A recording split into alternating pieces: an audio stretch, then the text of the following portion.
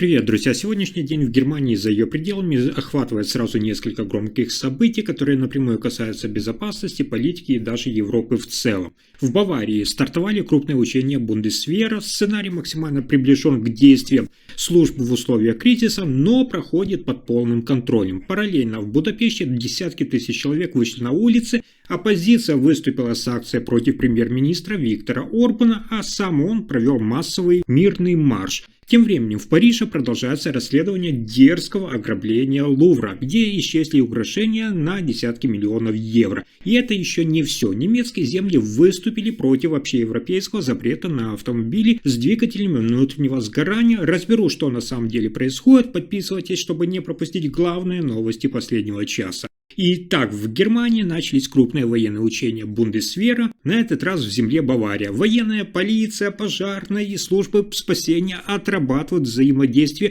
в условиях возможного кризиса и повышенной готовности. Учения проходят в нескольких районах, включая Мюнхен, Регенсбург, Ландшут и Ингольштадт, с участием гражданских служб. Жители заранее предупредили, на дорогах появятся военные колонны, техника и даже бронетранспортеры. Местами движение будет ограничено, а на перекрестках военные колонны смогут ехать даже при красном сигнале светофора. Все это сделано для отработки реальных действий в случае чрезвычайных ситуаций. Во время учений возможны также громкие звуки, связанные с тренировочными средствами. Реальных действий нет, но условия все-таки приближенные к практическим. Бундесвер просил жителей не волноваться, не приближаться к зонам учений и следовать указаниям полиции. Учения продлятся до конца октября и направлены на проверку готовности Германии к кризисам и взаимодействия армии с гражданскими службами. И это только начало. В Венгрии прошли массовые акции в столице Будапеште. Десятки тысяч человек приняли участие в демонстрации, приуроченных к национальному празднику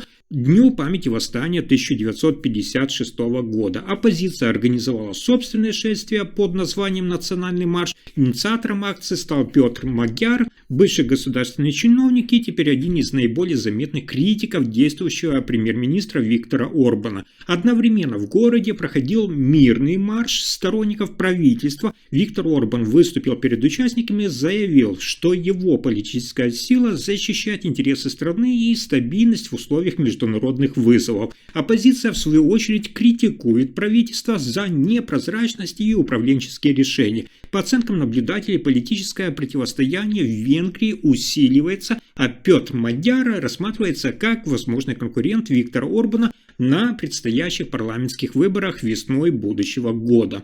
А дальше еще интереснее. В Париже в знаменитом музее Лувр произошло громкое ограбление, я вам о нем рассказывал. За считанные минуты тогда были похищены украшения на сумму около 88 миллионов евро.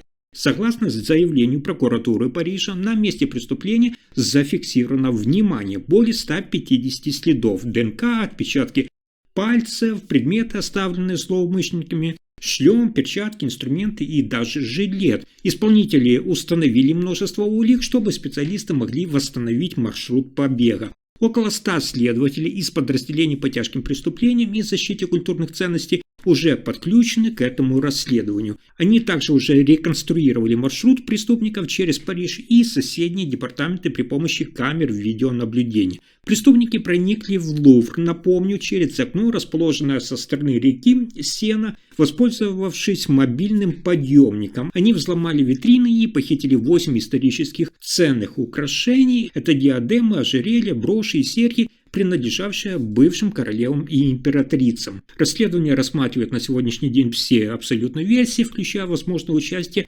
и сотрудников музея. Тем временем разворачивается новая интрига. В Германии главы земельных правительств потребовали ослабить общий европейский запрет на продажу новых автомобилей с двигателями внутреннего сгорания после 2035 года. На конференции в Майнце 14 премьер-министров согласовали итоговый документ, в котором называют прямой запрет нереалистичным и рискующим подорвать промышленность и рабочие места Германии. Руководитель конференции, премьер Рейнольд Фальц Александр Швайцер заявил, что будущее за электромобилями, но переход должен быть поэтапным и учитывать реальную готовность всей отрасли. Премьер Саксонии Михаэль Кречмар отметил, что полный переход к 2035 году технически и организационно невыполним. Премьер в Баварии Маркус Зёдер потребовал, чтобы позиция земель стала шаблоном для федерального правительства при обсуждениях в ЕС. Действующее правило Европейского Союза предполагает доступ к продаже с 2035 года только машин без прямых выбросов, фактически прекращая продажу новых бензиновых и дизельных автомобилей. Лидеры земель просят федеральные власти добиться на европейском уровне гибкой, индикаторной и поэтапной реализации нормы и сохранить возможность использования так называемых чистых альтернативных топлив и эффективных двигателей в переходной период. Но на этом сюрпризы дня не заканчиваются. Компания Volkswagen объявила, несмотря на кризис с поставками микрочипов, о котором я вам рассказывал, пока не планирует прекращать производство своих автомобилей на заводах Германии. Ранее концерн предупреждал о возможных перебоях, связанных с дефицитом этих чипов от голландского производителя Nexperia, однако на текущий момент стало известно, что производство на всех основных немецких площадках, включая бренды Audi и Porsche, считается обеспеченным на ближайшую неделю. Volkswagen подчеркивает, что ситуация остается сегодня динамичной, непредсказуемые изменения могут произойти даже в краткосрочной перспективе. В связи с этим концерн уже ведет переговоры с потенциальными альтернативными поставщиками, чтобы компенсировать дефицит чипов Nexperia и обезопасить себя от дальнейших рисков. Следующая новость добавляет динамики в общую картину происходящего. В Берлине подтверждена новая пауза в дипломатическом графике. Министр иностранных дел Германии Йоахим Вадефуль срочно отменил поездку в Китай, запланированную на понедельник и вторник. По официальным сообщениям, китайская сторона на сегодняшний день подтвердила лишь одну встречу с коллегой Вадефуля с министром иностранных дел Китая Ван И. Другие пункты программы не получили под своего подтверждения, что и стало тем ключевым основанием для отложения визита. Представитель министерства заявила, что Германия остается открытой к сотрудничеству с Китаем, но обеспокоена ограничениями на экспорт редкоземельных элементов и микрочипов, а также стремится обсудить с Пекином роль Китая в конфликте на востоке Европы. Ранее Вадефуль намеревался затронуть в Пекине такие темы, как экспортные барьеры Китая. Официально поездка будет перенесена на более поздний срок, новый график еще не установлен. И это не единственное, что сегодня взбудоражило политику. Президент России Владимир Путин прокомментировал новые санкции Соединенных Штатов Америки против российских нефтяных компаний и заявил, что их влияние на экономику страны будет ограниченным. Он охарактеризовал такие меры как неприятельский акт, подчеркнув при этом, что их воздействие будет ограниченным. Соединенные Штаты Америки, напомню, наложили санкции на крупнейшие российские нефтяные компании Роснефть и Лукойл, а также на дочерние структуры, пытаясь ограничить доступ России к международным денежным потокам и ресурсам. Путин назвал санкции попыткой оказать давление на страну, но заявил, что ущерб будет точечным, а российская экономика все-таки устойчива. Путин отметил, что сокращение российских поставок нефти может повлиять на рост цен на энергоносители и затронуть потребителей на мировом рынке, включая и американский. При этом он признал, что некоторые потери возможны, но они не окажут значительного влияния. Бывший президент России Дмитрий Медведев заявил, что санкции являются тоже недружественным шагом и могут иметь долгосрочные последствия. Он добавил, что в условиях мировых торговых разногласий российская позиция должна быть взвешенной и продуманной. Ситуация теперь выглядит так. Вашингтон усиливает экономические ограничения, а Москва демонстрирует стабильность и использует внутренние резервы для поддержки своей экономики. А вот следующая новость способна удивить. Европейская комиссия направила уведомление компании Meta, владельцу Facebook и Instagram, и TikTok о несоблюдении положения нового закона о цифровых услугах в Евросоюзе. Этот закон обязывает, напомню, крупные онлайн-платформы предоставлять исследователям доступ к данным, чтобы оценить влияние контента на пользователей, включая детей. По мнению комиссии, Meta и TikTok не обеспечили прозрачность и доступ к информации, необходимой для проверки воздействия размещенного контента. В результате контрольные органы считают, что компании не выполняют требования нового закона. Если платформы не исправят эту ситуацию и не предоставят необходимые данные, к ним могут быть применены значительные финансовые меры, достигающие, кстати, миллиардов евро. Европейская комиссия подчеркнула, что соблюдение правил важно для защиты пользователей и обеспечения прозрачности работы цифровых сервисов в Европе.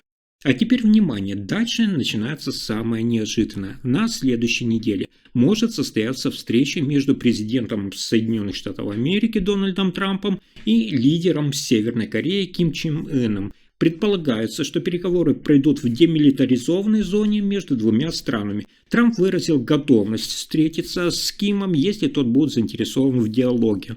Возможно, встреча может стать важным шагом в попытке возобновления переговоров по денуклеаризации Корейского полуострова. Ранее подобные встречи, напомню, между Трампом и Кимом уже имели место, однако конкретные результаты оставались ограниченными. Пока что детали предстоящей встречи не уточняются, и стороны продолжают подготовку к возможным переговорам. Но это лишь вершина айсберга. В США завершены работы по демонтажу восточного крыла Белого дома для его реконструкции. Решение это принято для реконструкции и создания нового бального зала, который будет использоваться для официальных приемов и государственных мероприятий. Работы ведутся под контролем Управления строительства федерального правительства. Власти подчеркивают, что снос не повлияет на функционирование других частей резиденции президента. Реконструкция восточного крыла позволит модернизировать коммуникации, улучшить систему безопасности и создать современное пространство для дипломатических и культурных мероприятий. Ожидается, что новый зал будет готов к использованию в течение нескольких лет. Снос исторического крыла вызвал интерес общественности и специалистов по архитектуре, так как здание, вы знаете, является важной частью наследия Белого дома. Федеральные чиновники заявили, что все работы проводятся с соблюдением строительных норм и стандартов безопасности. И это еще не все. Европейский Союз официально утвердил 19-й пакет санкций против России. Я вам об этом рассказывал недавно. Ранее блокированная Словакией эта мера теперь получила поддержку всех стран, членов Европейского Союза. Согласно заявлению датского представительства в Совете ЕС, новые санкции направлены на значительное сокращение доходов России от экспорта газа и нефти. Кроме того, пакет включает дополнительные ограничения в финансовом секторе, торговли и ограничения свободы передвижения российских дипломатов внутри Европейского Союза. Президент Украины Владимир Зеленский отметил, что это решение имеет огромное значение для усиления давления на Россию и поддержки Украины. Ранее, напомню, Словакия блокировала принятие этого санкционного пакета 19-го, высказывая опасения по поводу его воздействия на национальные интересы. Однако после переговоров с правительством Роберта Фица позиция Словакии была пересмотрена, что и позволило достичь консенсуса в Совете Европейского Союза. Таким образом, ЕС продолжает применять экономические ограничения, направленные на сокращение доходов России и укрепление экономической стабильности в регионе. Если информация оказалась полезной, ставьте лайк, подписывайтесь на канал и делитесь видео. Спасибо за просмотр.